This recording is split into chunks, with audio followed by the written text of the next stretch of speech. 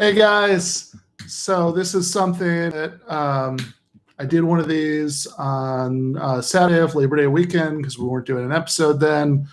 Thought it was fun, went pretty well. So gonna do it now, and if it goes well, probably continue to make this like a regular weekly thing. Figure Wednesday might be a good day for that because it's in between when the regular episodes premiere. Hi Kyle, hi John. Premiere on Mondays, and when the next one records on Saturday, and Feldman's usually on Thursdays. That doesn't work really well. So anyway, like I said, if a bunch of people come to this, if it seems to go well, I will probably keep doing it. I am doing pretty well. How about yourself? So one thing that I saw today that I thought was pretty funny was there was an article in the Atlantic about this guy, Sean McElwee. Hi, Andy. Who is apparently, he was the other blogger at Data for Progress when the infinitely superior Matt Brunig was there, and he made himself by popularizing calls to abolish ICE, which should happen, right? ICE should obviously be abolished. There's absolutely no reason that a free society would have a police agency solely tasked with rounding up peaceful and otherwise law-abiding people for moving from one country to another without state permission. That's absurd.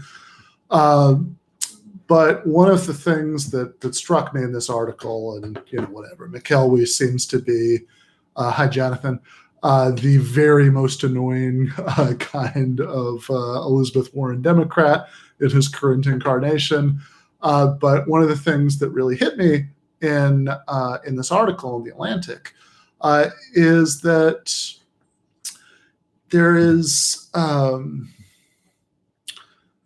that now he says that his calls to abolish ICE back in 2018 or whatever, that he didn't really mean it, right? That it was an attempt to move the Overton window, which is a phrase that I really loathe. Figured I might kick this off, and whatever. I'll take some super chat questions or whatever as it goes on. But I figured that I would kick this off by talking about why it is that phrase annoys me so deeply. This thing about moving the Overton window, that saying things you don't really mean, right? Lord knows Sean McElwee doesn't actually want to abolish ICE. That would just be crazy. But what he does want to do is he thinks that it's like, 9-dimensional chess to talk about it. So that moves the Overton window so we can have some sort of apparently much more happy to be of service heartbeat report.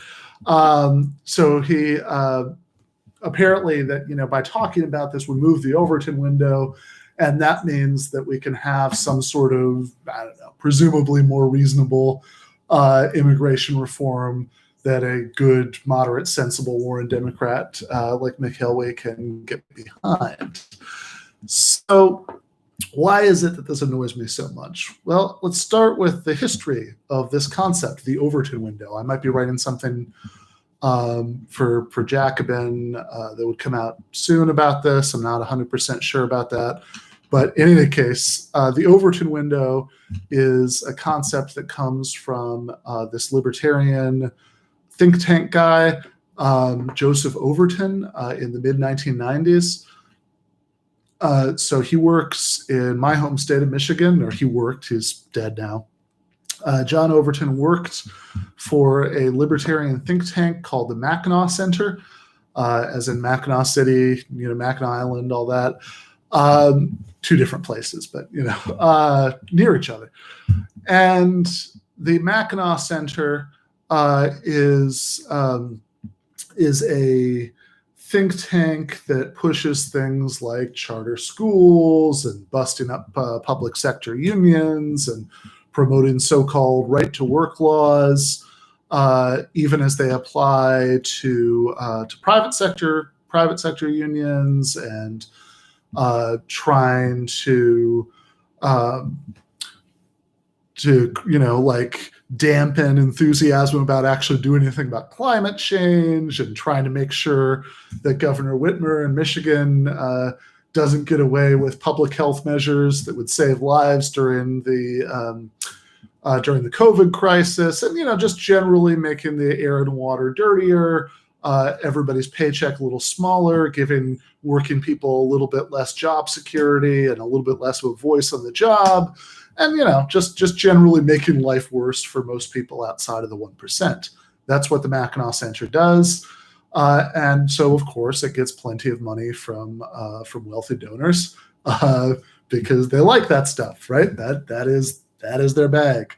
So in the mid-1990s, this guy Joseph Overton came up with a concept that he called the window of political possibility, as part of a brochure to give to potential donors. So this brochure came with a cardboard slider that you could slide around a spectrum of ideas, going from maximal government control to a libertarian utopia of no government intervention, and various points and policies in between.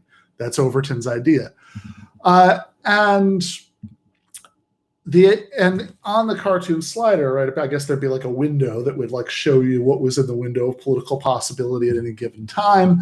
And the idea is, what he would tell donors is, okay, neither this maximally communist thing that we would hate or this maximally libertarian thing that we would love, neither of these are actually going to happen, but you could have various points in between that could happen, and why your dollars are doing good work, he would tell them, if you donate to our libertarian think tank, the Mackinac Center, is that we'll help move the political possibility, the window of political possibility along this spectrum. So we will help move it from where it is now to a place where certain libertarian ideas that are currently unthinkable become thinkable, and then there are other ideas a little bit further from that when those libertarian ideas are thinkable, these other ideas will be realistic and possible, and policymakers can only choose between the policies that are in this window of political possibility. So by donating to us, you help move the window of political possibility. That was Overton's idea. And then Lehman, who's one of Overton's colleagues at the Mackinac Center, popularized this under the name the Overton window after Overton dies in 2003, I think. Okay, so why does this annoy me so much? Well, it's not because creepy right-wing libertarians came up with it, right? I mean, they could have a good idea. I'm not somebody who thinks that I'm somebody who thinks that sometimes we can dismantle the master's house with the master's tools, right? We could totally take a useful idea about strategy that comes from our enemies and employ it for left-wing ends. I'm fine with that. But the reason that this concept, right, the Overton window, annoys me so much when leftists talk about it is because they seem to use it to mean a couple of very different things, one of which really has nothing to do with the Overton window, and the other of which I think is just kind of misguided. It's just not a helpful concept. Why not? Well, the part of it, the thing they sometimes mean is just that there are reforms that we want, stuff like Medicare for all, that used to be considered to be unthinkable. And then like Bernie Sanders comes along in 2016 and he talks about it all the time. And then the result of that is that it becomes more mainstream and it attracts more support. And that might be part of some process by which it eventually happens. That's totally fine, right? Absolutely, right? That we should take ideas that aren't being taken seriously right now and make a good case for them so more people take them seriously, and that can play a role, a support role. We're not going to create social change just by like writing really good essays, right? That's not how that works. involves people banding together collectively to exercise their power as working people. But it can play a support role in helping make these ideas ultimately happen, right? Totally fine, right? That is something that happens. My problem when I hear people talk this way, the way Sean McElwee talks in this Atlantic story, is that they mean something a little bit different than that. In fact, what Overton meant by the Overton window was something a little bit different from that. So what they mean is something that you get a sense of, for example, in some conversations that I'll hear where people talk back and forth about various slogans like defund the police or even abolish the police, where somebody will ask obvious follow-up questions.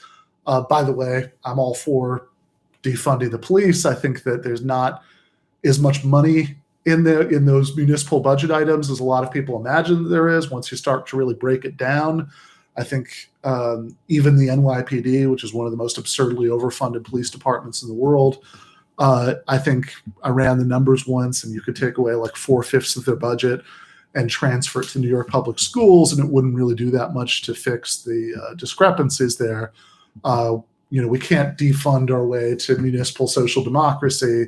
We do need to tax the rich, right? That's going to have to be a big part of it. But that said, I don't think that you should have local police departments that have tanks. And if they have money to blow on that, I'm all for redirecting that to better social programs.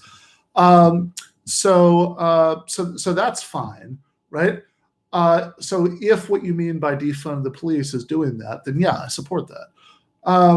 But my problem is when sometimes defund shades into abolish, and then you start to have a lot of obvious objections, right? There are a lot of obvious things that I think most people, even most persuadable people with left-wing instincts, are going to have about that. Like, okay, well, hold on. Does that mean there isn't going to be some kind of public safety force, whatever you call it, that's professionalized? Because if we just have community volunteers try to do, enforce public safety outside of any professionalized structure, that sounds good if what you're thinking about is like the Black Panthers or the Red Guards in Petrograd in 1917. But then when you remember that if this were the system generally, then white gated communities would also have these community volunteers, and ask the families of Trayvon Martin and Ahmaud Arbery about that, right? So that's an obvious objection. Another obvious objection, it has to do with things like, okay, so if I hear domestic violence in the next apartment, right, like what's the procedure in a policeless world? Maybe they're good answers to these things and maybe they aren't, right? But as a separate point from that, what bothers me about this is when people will defend it by saying, well, I'm not quite sure what the long-term solution is, but we should talk this way, right? We should spout the most radical possible slogans, right? Not even defund the police, but abolish the police, because doing that moves the Overton window. And whether it's those people saying they're going to move the Overton window, or Sean McElwee saying, no, I didn't really mean it about abolishing ICE, I was just trying to move the Overton window. Or I remember one of the reviews at the time in the Baffler, the Cut, one of those, of Aaron Bastani's book, Fully Automated Luxury Communism, kind of said, well, maybe some of this stuff doesn't make sense, but at least it moves the Overton window. So whatever you think about any of those specific examples, what sort of police reform we should ultimately want, what form of socialism might end up existing, right? Whether this kind of this Aaron Bastani fully automated luxury communism thing, whether that could ever happen, whether completely getting rid of the police could ever happen, whatever you think about those issues, I don't think that this idea that we should performatively jump at the most radical combination of words on any topic, because that's like, if we're demanding 11, that'll get us 8, right? That's roughly what people seem to mean when they talk about moving the Overton window. I don't think that really makes sense.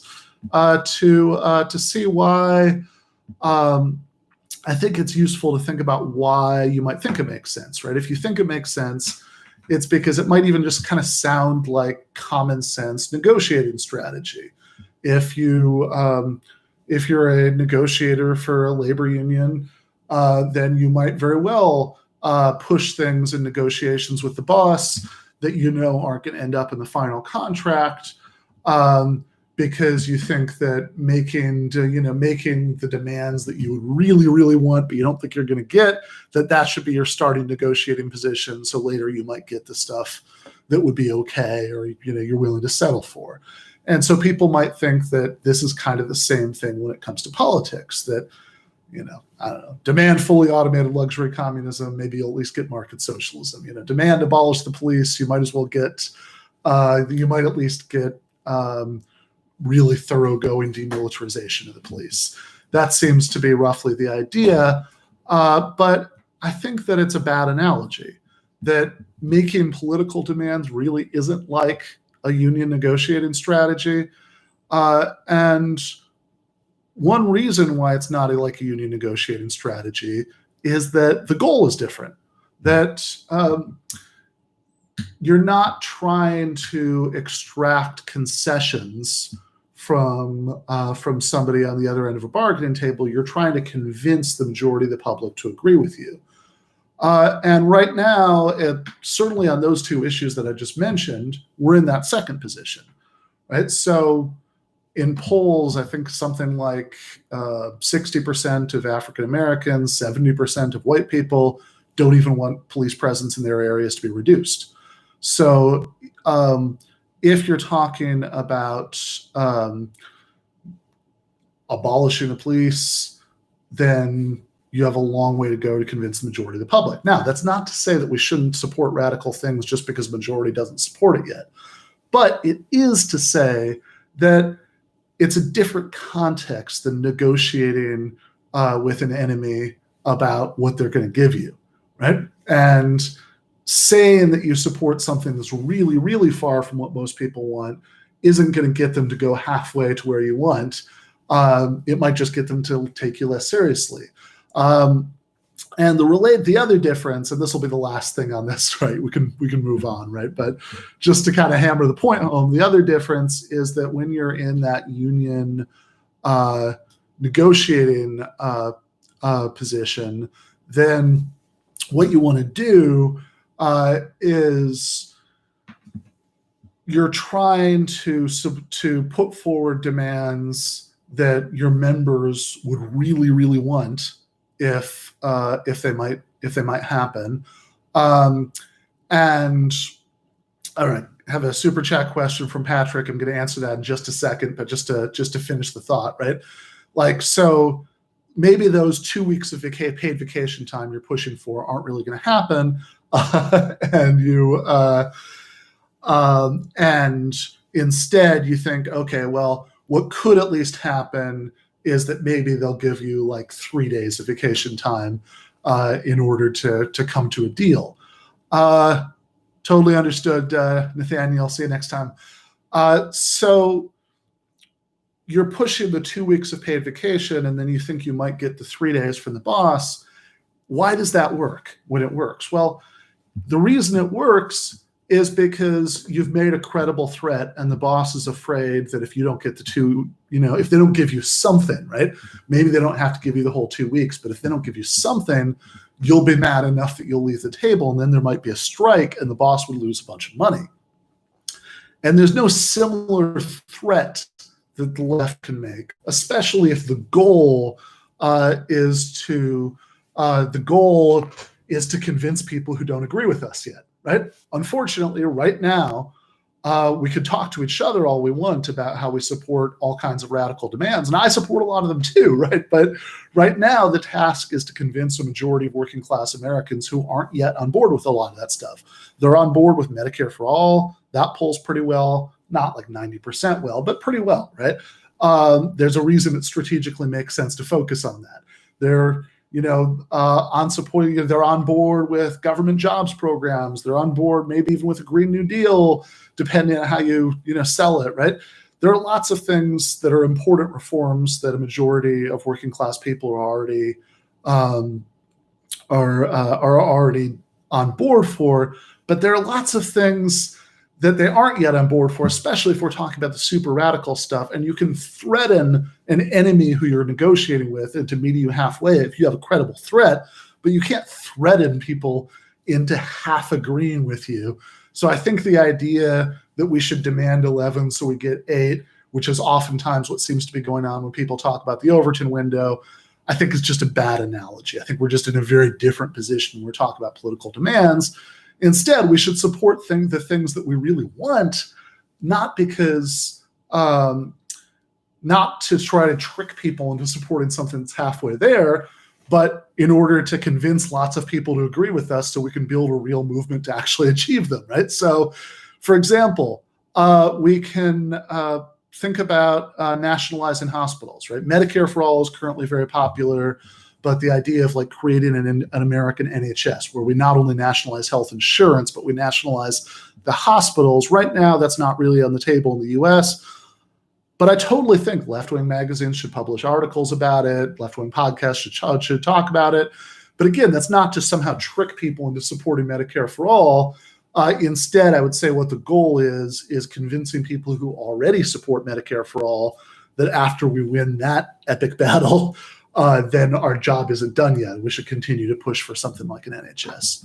Okay, so Patrick Toole's super chat question was, Ben, can you go into the specific ways people can band together and push for change, especially if not in a union? Well, I know this is easier said than done, to put it mildly. This is a very hard road to, I don't know, whatever the metaphor is there, but if you can organize a union, then that's obviously one of the best things that you can do, right? So if you're in a non-unionized workplace and you can be part of an effort to get a union started, you should absolutely do that.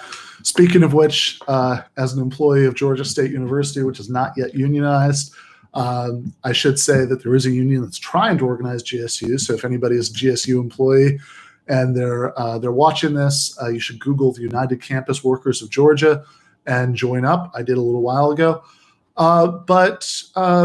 But I think that's also not the only front that we can fight on, right? If you're in a non-unionized workplace and you can be part of an effort to organize a union, absolutely do that, right? Be careful, don't get fired, right?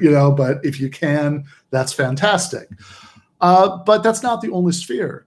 Something that I think especially during the coronavirus crisis, especially while the tap of government benefits has mostly been turned off by Congress at this point, I think tenants organizing is something there are a lot of possibilities for.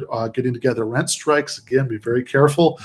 Don't do it out on some platform, like a lot of the organizing might have to be online, because of the pandemic, especially depending on where you live.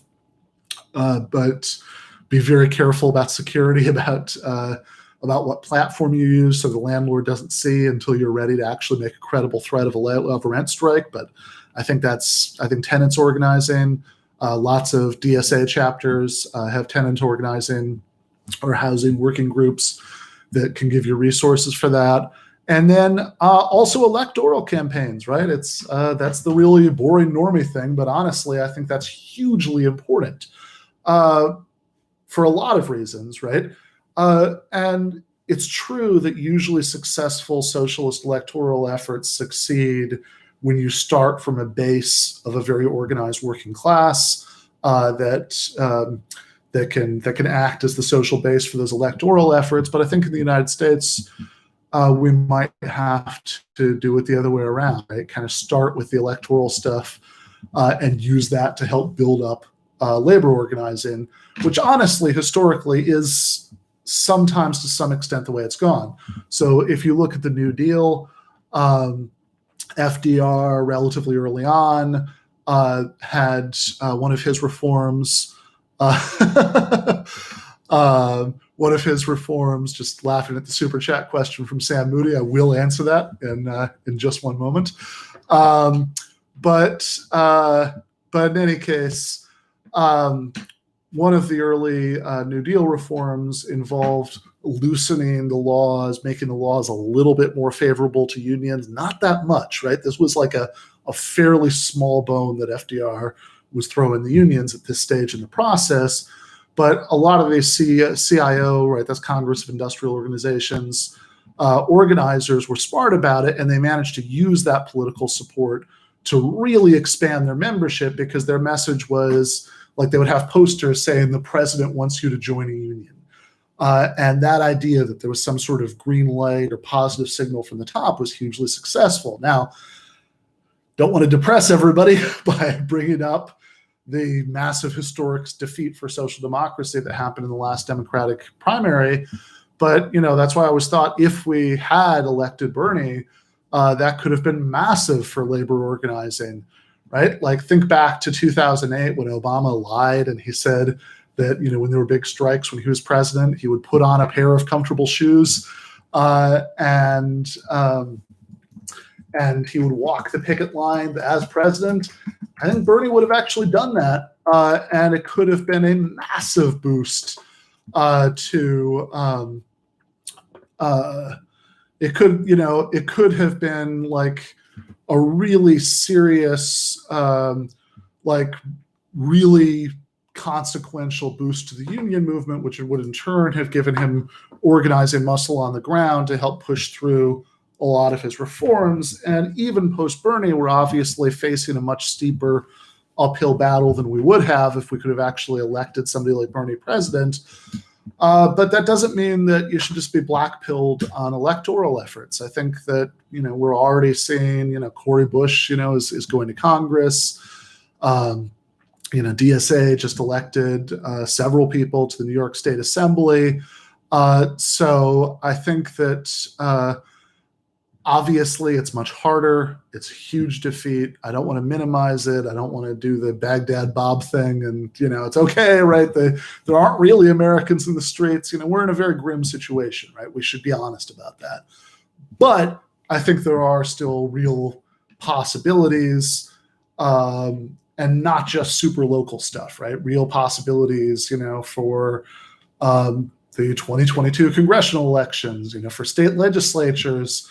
And even though right now it's hard to see who could fill that Bernie role on the presidential level, I think that I do still think, right, that the arc of history is, hey, if he wants to keep running until he's 150, I'll still support him, but I don't think he will. So on another subject, Sam Moody asks in a super chat, can't believe you haven't spoken to this yet. Which Muppet is your favorite and why? Maybe it's just because I was just thinking about Bernie Sanders, and maybe this is cheating because this is two of them. But I'm kind of tempted to stay Statler and Waldorf. Whatever. At least those are the Muppets that most consistently entertain me. But obviously there are lots of good options. I liked Animal. As a Zeppelin fan, I always thought there was a little bit of John Bonham there. I hope that answers your question. Saw somebody in chat saying R.I.P. Alex Morse, which is absolutely right. Which is, by the way, I should say that I hope that the Alex Morse thing is at least a learning experience, because a lot of the effort to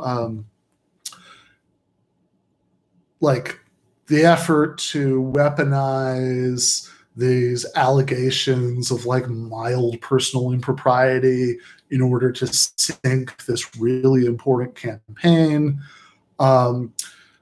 Obviously this was something that we found out that it was orchestrated by his political enemies, right? That it was the college Democrats. In fact, the weirdest, most just most bizarre element of this was Dave L says in the super chat, if you haven't heard Never Got Famous, Blood and Muppets, you're missing out. It's epic. I have to admit, I have not, but I will listen to that right after the stream. That sounds fun. So in any case, though, the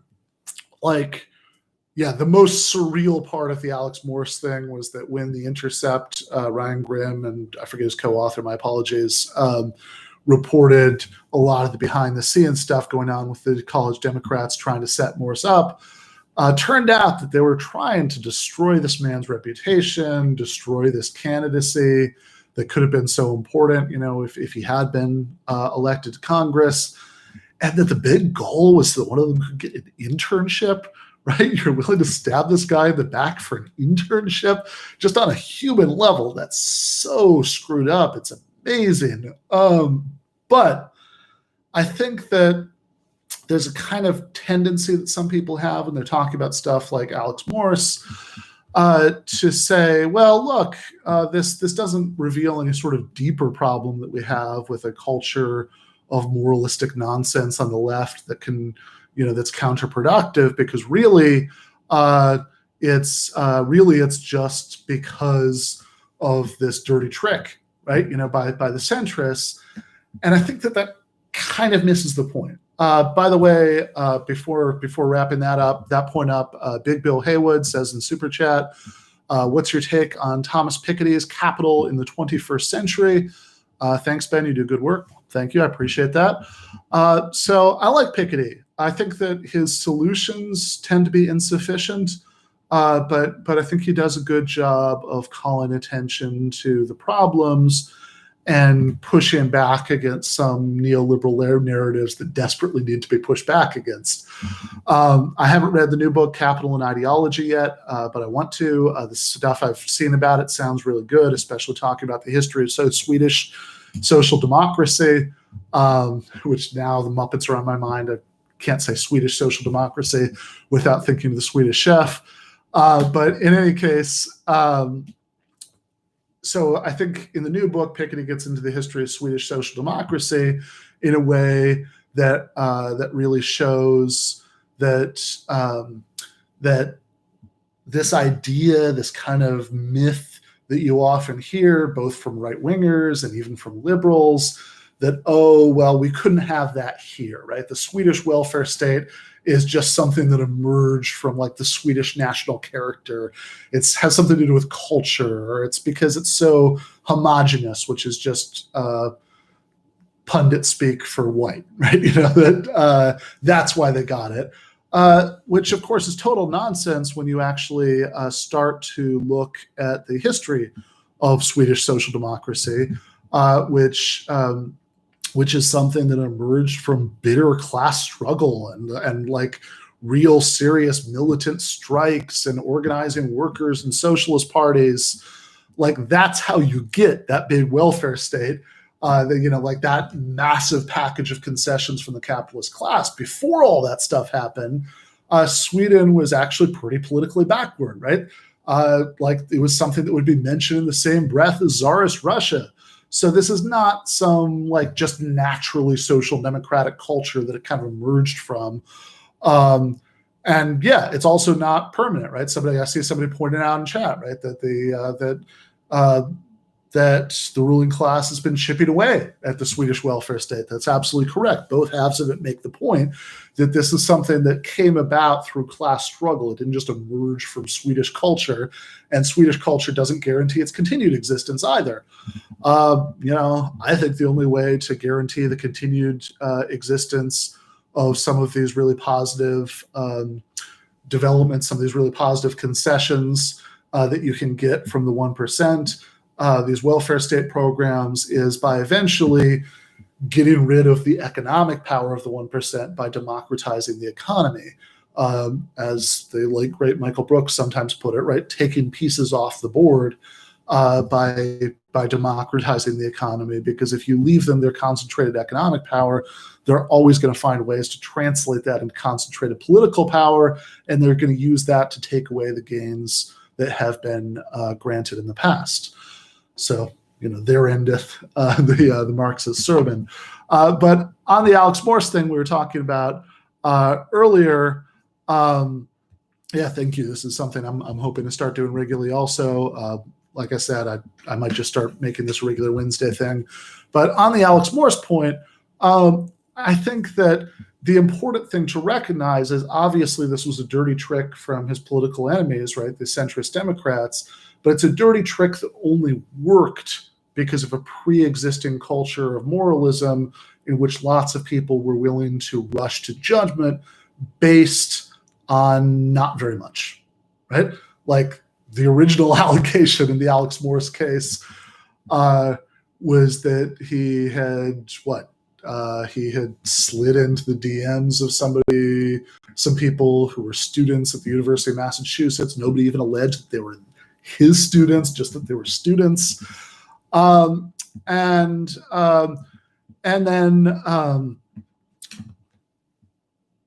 this is something that, even though this was something that the centrists were pulling as a dirty trick, I saw some people, I'm not going to name any names, who should have known better, who jumped on that bandwagon and said, oh yeah, I'm not going to support Morse anymore because he was, abusing his power against these students, supposedly. And I think that if we're that quick to judgment, if we're that inclined towards that kind of hair trigger moralism, then I think it's just going to be way too easy for our political enemies to take advantage of that all the time. Frankly, I know different people feel different ways about this, but that's why I still support and still donate to Shahid Buttar. That the allegations that were made about him were much more serious than the Morse allegations, but it always looked a little sketchy. And as more information has come out, it's looked more sketchy.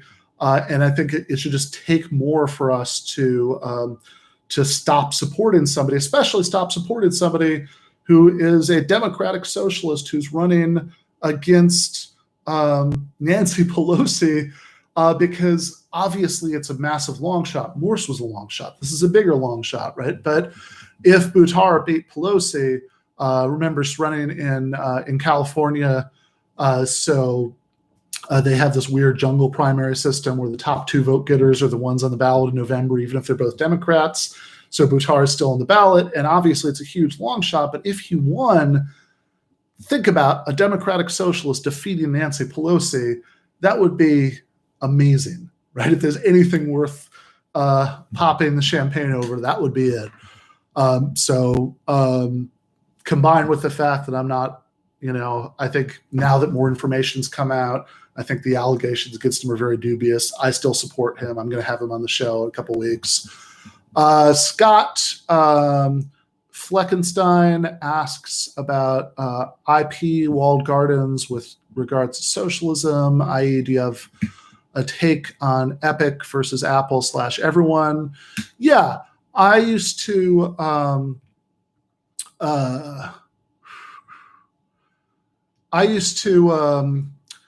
teach back at the University of Miami, which is where I went to grad school, and then I was back there for a year for like a 1-year lectureship, and a few times I taught a class there called Social and Ethical Issues in Computing, where we would talk about some of these issues. I always just assigned this old essay I've always liked by Cory Doctorow called Why I Copy Fight.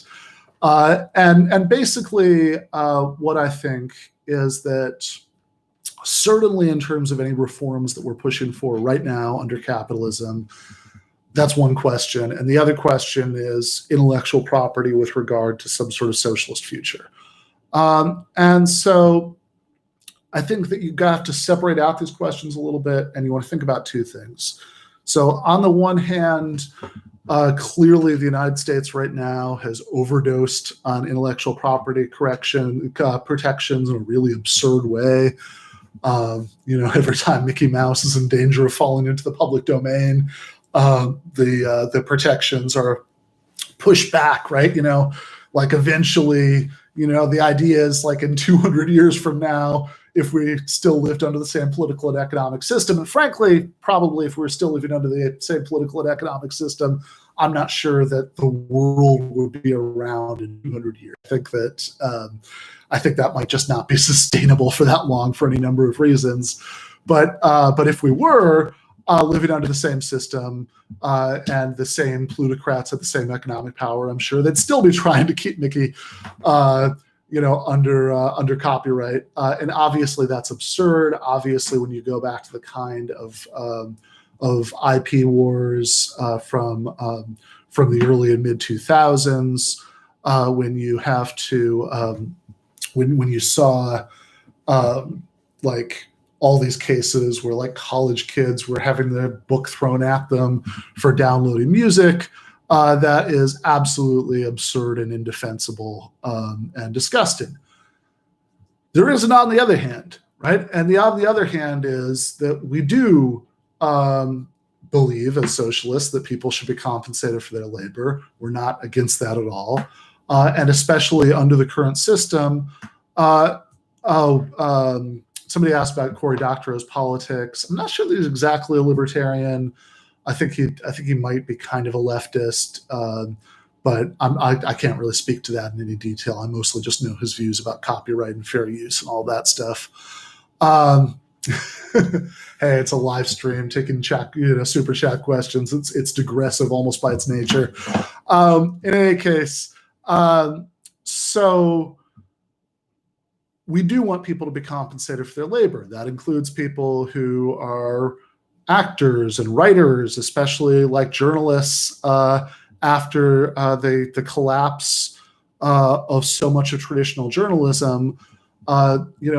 So I'm not necessarily against ever putting anything behind a paywall. I'm not at all against it right now under the status quo because people need to eat, right? That's completely fair. But I'm not even necessarily in favor of changing the status quo to eliminate all paywalls tomorrow, right? Obviously, if we ever got to that Aaron Bastani kind of utopia of fully automated luxury communism, paywalls would have no point there, right? Like if we weren't even using money anymore. But even short of that, right? I think I can imagine a society where everybody had to be such, everybody's material needs were taken care of so well without the needs for any of this, even if we still had some sort of market socialism, that it might be totally reasonable to just eliminate intellectual property protections and everybody would be fine and we wouldn't have to worry that writers and artists and everybody else could make a living. I wouldn't rule that out. But until then, I wouldn't go all the way there, and I don't think like having something behind a paywall should be demonized. But I do think that we should still seriously reform that system because you shouldn't, it's totally reasonable. You should not have the level and severity of intellectual property protections that we have right now, which in theory is supposed to be to enable creativity, right? That's what I think the establishment of trademark in the Constitution says, to promote the useful arts and sciences. But right now, in many ways, it squelches the useful arts and sciences. And it's particularly absurd and disgusting in cases like medical patents, where it really allows pharmaceutical companies to gouge people in totally obscene ways.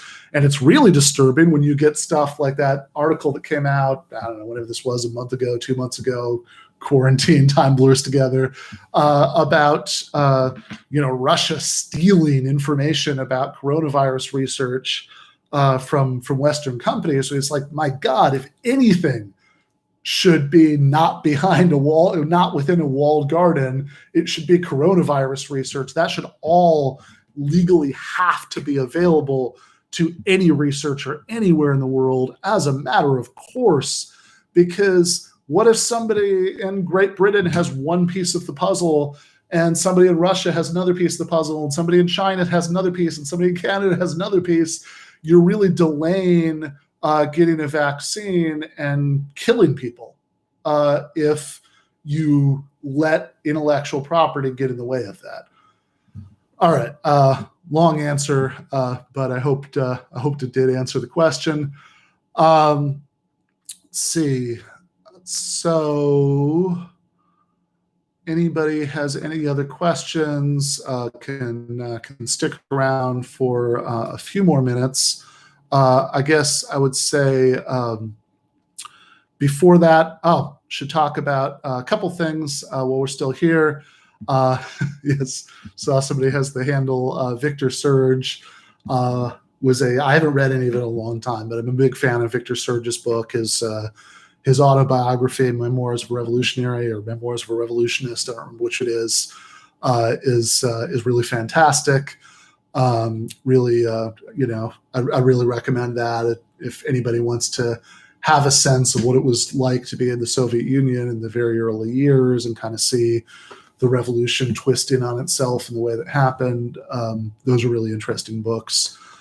And yeah, a lot of that's, and actually I think he's also, the correspondence between Serge and Trotsky in the 30s is really interesting and worth looking at. The stuff where Serge is kind of trying to push Trotsky to look a little bit more self-critically at some of what happened in those early years of the Soviet Union, I think is powerful stuff. Which actually I guess I could say as a segue that I quote some of that Serge Trotsky correspondence in the chapter on tankies in my new book, Canceling Comedians While the World Burns, a critique of the contemporary left, from Zero Books, which is not going to be out for months, unfortunately. The gears of book publishing grind very slowly, but I got my author copies today, and it is available for pre-order. Amazon, Barnes & Noble, Book Depository, which is good because it ships for free all around the world. The place that I generally try to push, I would have Mark Maron as a guest to answer that question. That absolutely. There are things I disagree with him about, but I would be very happy to do that.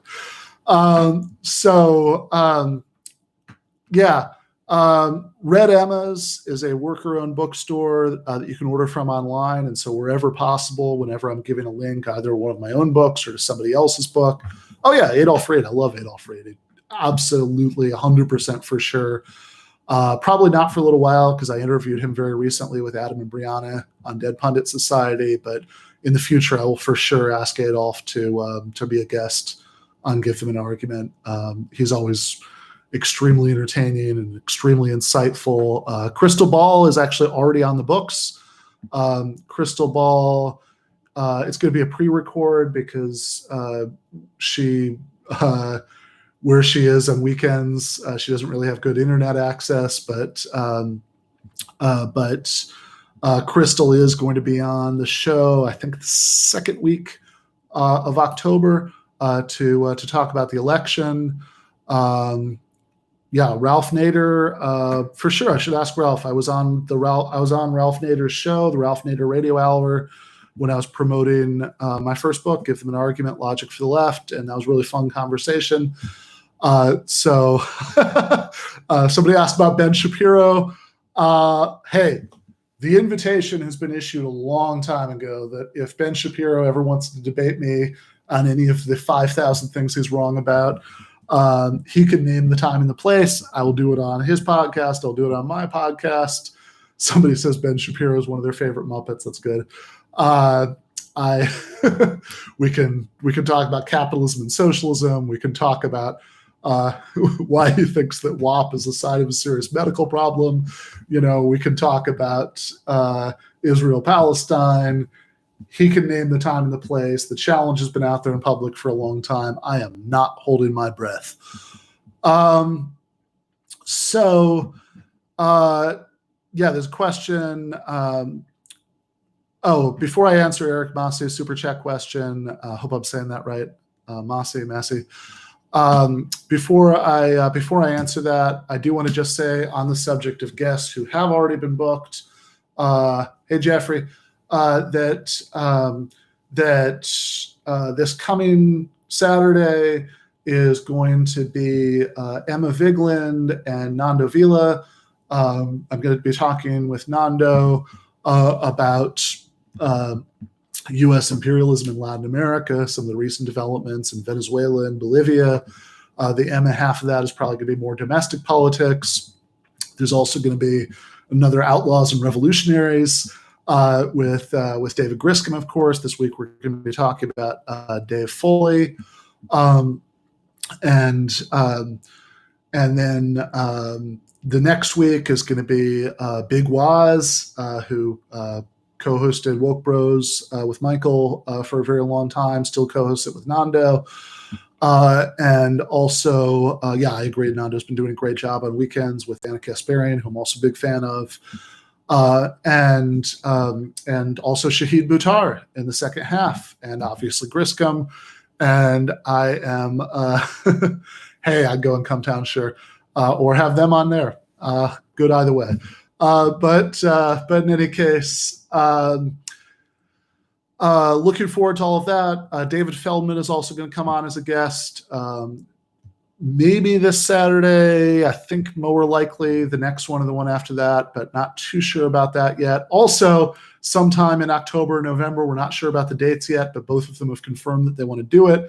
I'm going to have Nando back on, and I'm going to have Mike Racine, and we're going to do an episode about The Sopranos. But before I forget, Eric Massey's super chat question was, do you follow international politics? If so, what's your take about the Alexei Navalny case in Russia? So I do certainly try to follow international politics, but I'm not familiar with that case in Russia. I will, but now I'm curious. I will definitely Google that after we get off. Which actually reminds me that earlier I saw some people in the chat asking about Russiagate, and my take. Oh, is this another one of those poisoning things? Putin does seem to enjoy poisoning people. That's his MO. I mean, honestly, he's a very reactionary and homophobic and militaristic right-wing nationalist. But I am very consistently entertained by him, just kind of as this like colorful gangster kind of HBO show character. But in any case, we'll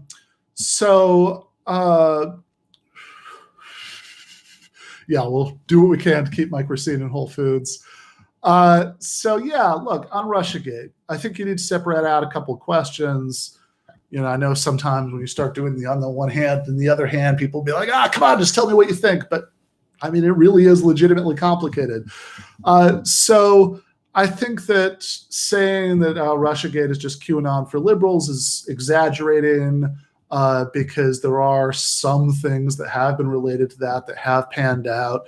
That's not entirely wrong. It's not like there was ever anything to it's not like there was never anything that that merited any sort of investigation there.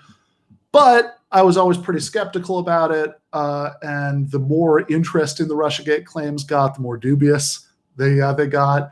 The idea that Russian interference in the 2016 election was a big thing has always struck me as very unlikely, especially when we got to the point where they were talking about this internet research agency stuff that seemed to be like, I don't know, like 10 guys at an office in, the Crimea somewhere, incompetently putting together Facebook memes.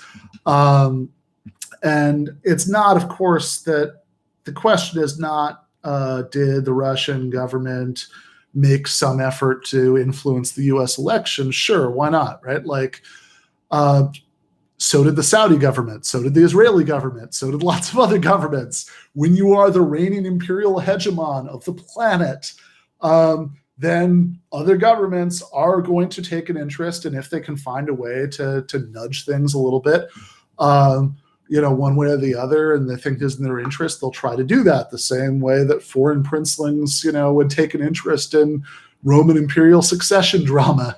But this idea that Russia stole the election doesn't seem to have been borne out by years of investigation. That just seems to be false.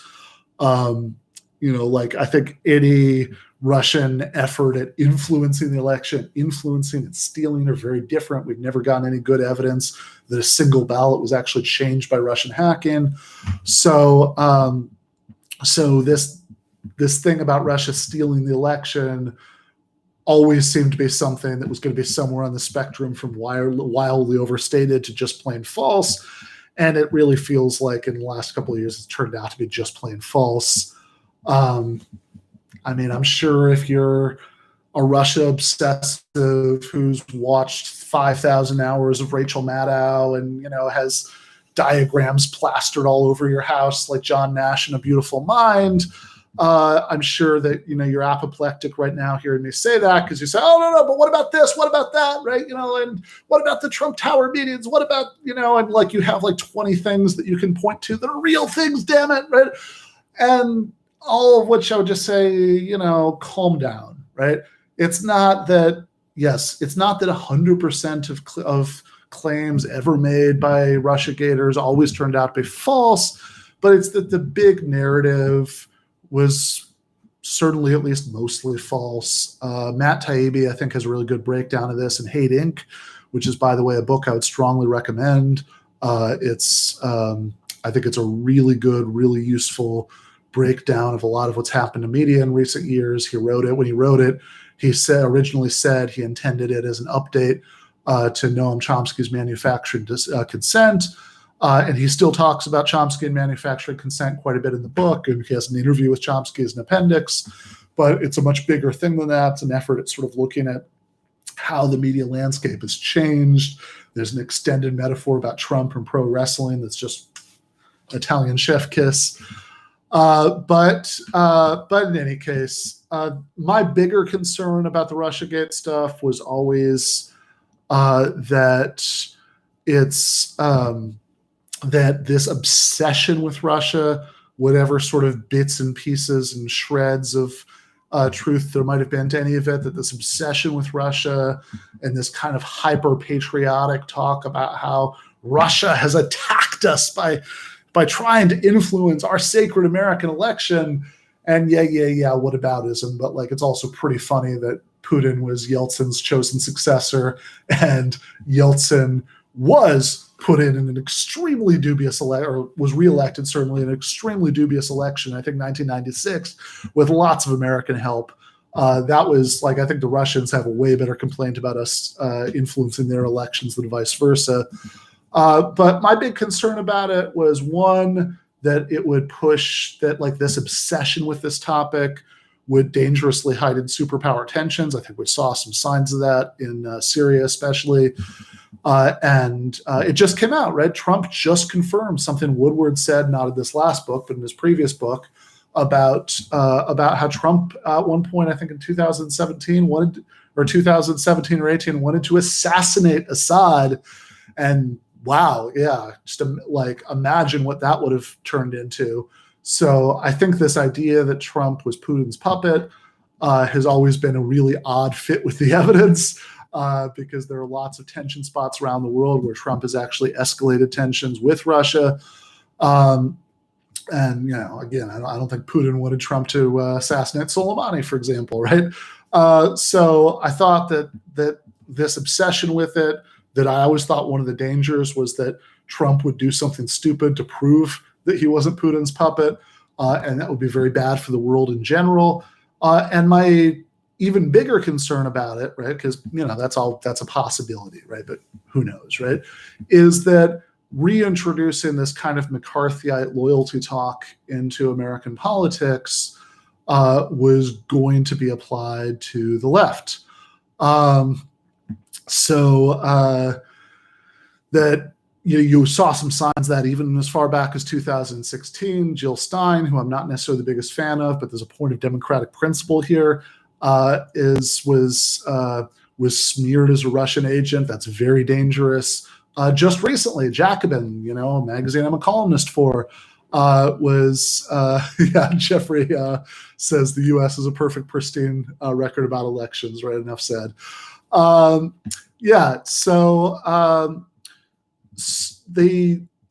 Recently Jacobin was smeared by the Daily Beast, just on their headline. It was so ridiculous, was about Russia trying to infiltrate Jacobin and some other left-wing magazines. And then if you actually read it and then saw what Bhaskar said about it later, what that turned out to mean was that there was exactly one incompetently written submission to Jacobin that was put out by some Russian troll farm and was rejected right away. Imagine how many troll farm submissions there are to like the New Yorker or the Atlantic every day. Nobody would ever nobody would ever do a Daily Beast headline on it. It's an obvious attempt at this sort of McCarthyite fear mongering, and it's extremely dangerous. You shouldn't allow that in democracy. Somebody said in the chat I was pumping out a lot of content and asked what I did for fun. Drink whiskey, listen to music, watch movies. My wife and I just watched Source Code, which was a lot of fun. Really enjoyed that. Somebody says Saudi Arabian troll farms are just as prevalent and twice as funny. That sounds about right to me. And again, this does get down to the basic thing, which is that there is this. Somebody said I'm a big runner. Unfortunately, that's an exaggeration. I am a runner, but I was doing this 10K app so over the course of 14 weeks, it's supposed to get you to the point where you can do a 10K run. And I went through the whole app. I wasn't quite at 10K, but I was getting very close by the end. And then after that was over, and Michael died, and a lot of other things were going on over the summer that I was kind of off. Off my game on that. Somebody says watch Phantom Thread. I have. I like that movie. I was off my game on that, and I kind of went from doing like a 4.5 mile run once every other day to doing like a 2.5 mile run once every 3 or 4 days. But I am trying to get back to a better schedule with that. I've at least in the last week, I've been back to the nice, reliable once every couple days. But yeah, that point about oh, okay, sorry. And before we go back to the point about foreign election interference, got to get on this whiskey thing that I see going on in chat. So I am pretty ecumenical about whiskey. I love a good bourbon. Booker's is one of my favorites, certainly. And there are Basil Hayden is really nice, and I also like rye.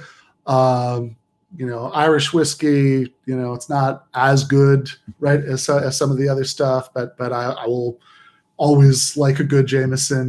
That's something that I've been drinking for so long that that I can't not like that.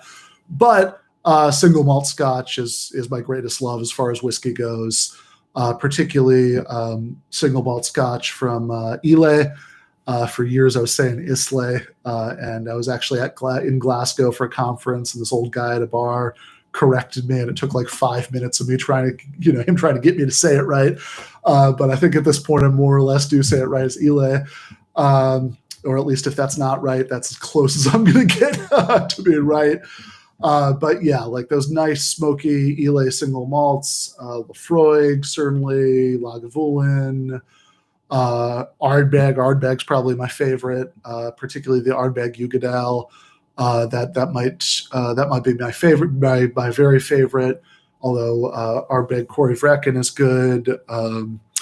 I just had one. There was an Ardbeg my wife got me for our anniversary. Ardbeg Wee Beastie, it's called, which was really good. But in any case, I'm not familiar with Wayne Gretzky whiskey, but since hockey and whiskey are among my favorite things, so I am officially intrigued now. So anyway, and Talisker, big fan of Talisker. I think Talisker is not Islay, it's Isle of Skye, if I'm remembering that right, but whatever. Don't take that from me. Somebody says stay clean and sober for the struggle. Hey, I developed a very, very good tolerance for a while in my late 20s and early 30s, but much less now. I'm 40. I'm old and boring. How many kinds of hard liquor would exist after the revolution? I hope more, right? Because I want more people to have more time to work on whatever their creative passion is, whether that's writing novels or crafting really good whiskey.